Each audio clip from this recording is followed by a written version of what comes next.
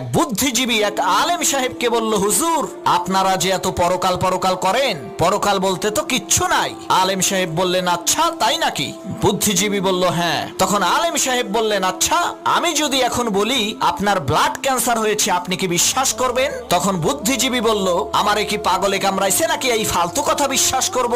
তখন আলেম সাহেব বললেন, যদি এই কথাটা কোনো বিশেষজ্ঞ ডাক্তার অত্যাধুনিক যন্ত্রের সাহায্যে চেক আপ করে আপনাকে বলে, তখন কি আপনি বিশ্বাস করবেন? বুদ্ধিজীবী বলল, অবশ্যই বিশ্বাস করব। তখন আলেম সাহেব বললেন, আপনি ডাক্তারের কথা বিশ্বাস করবেন কারণ সে শরীরের বিশেষজ্ঞ, মানুষের দেহ সম্পর্কে সে ভালো জানে। তাহলে আলেমদের কথা বিশ্বাস করেন না কেন? তারাও তো আসমানি কিতাবের বিশেষজ্ঞ।